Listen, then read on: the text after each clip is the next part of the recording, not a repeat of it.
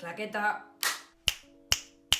Todos los políticos son iguales. La política no sirve para nada. No les importa a la gente. Solo miran por su bolsillo. ¿Por qué no paramos de decir y de escuchar este tipo de cosas? Hoy vamos a hablar de por qué no nos gustan los políticos ni la política. Bienvenidas, bienvenidos y bienvenides una semana más a otro vídeo más. El hecho de que no nos guste la política ni los políticos tiene un nombre y se llama desafección. Puede tener otras formas como desapego, desencanto, indiferencia, apatía, hostilidad. Pero este fenómeno ha sido muy estudiado desde mi disciplina, que es la ciencia política. Y sabemos que para empezar es importante entender que nuestra relación con la política y cómo la percibimos no es algo que dependa exclusivamente de cómo funciona la política, sino que también depende de cómo nos relacionamos con ella y de las actitudes que desarrollamos hacia la política misma, en nuestros contextos sociales, en nuestras experiencias personales y en nuestra identidad. Dicho esto, y yendo al grano, ¿por qué ocurre la desafección política? Primero, y principalmente, porque estamos descontentas con la actuación de los políticos y políticas, con cómo funciona el sistema, lo que en gran medida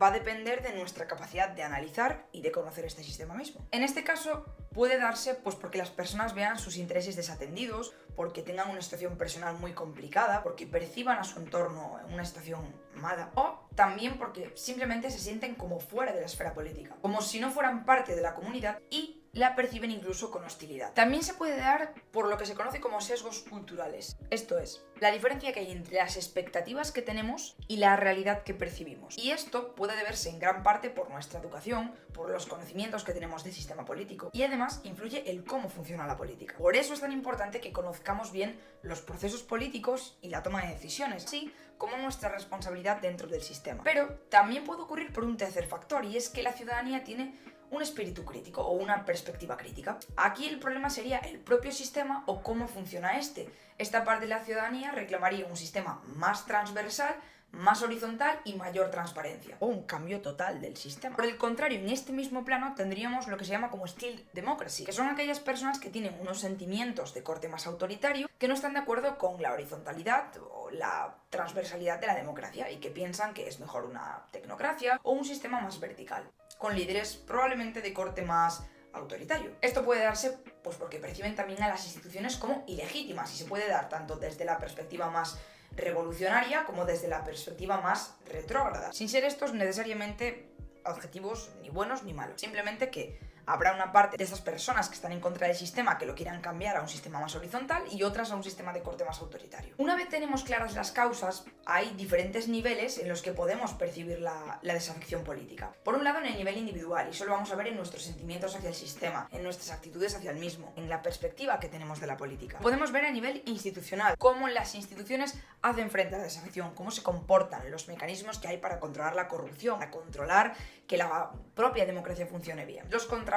Y luego tenemos lo que se conoce como public side, que es básicamente ver qué es lo que realmente significa para la gente la desafección y cómo la expresan en los diferentes debates públicos. Estoy hasta las narices de ver el polvo revoloteando por mi habitación. No grabéis con la ventana abierta. Con todo, lo importante de la desafección es que es peligrosa para la democracia actual. Y esto es porque la democracia se asienta en las preferencias y en la legitimidad que da el pueblo, la ciudadanía. Cuando la ciudadanía está descontenta con la política, está descontenta probablemente con las mismas bases de la democracia, o así es como lo va a percibir ella. Porque al final puede estar contenta con el funcionamiento de la democracia, pero no con cómo funciona el sistema, y es fácil confundir una cosa con la otra. ¿Qué va a hacer esta desafección? Pues en algunos casos, y de hecho está pasando actualmente, lo que va a hacer es acercarnos a los outsiders de la política, a estos líderes autoritarios, populistas, que tienden a ser bastante carismáticos y que nos hacen pensar que políticas de corte más autoritario van a ser la solución a los problemas de la democracia actual. Si a todo esto le sumamos la situación de crisis económica y actualmente la situación de crisis sanitaria, esto puede ver agravados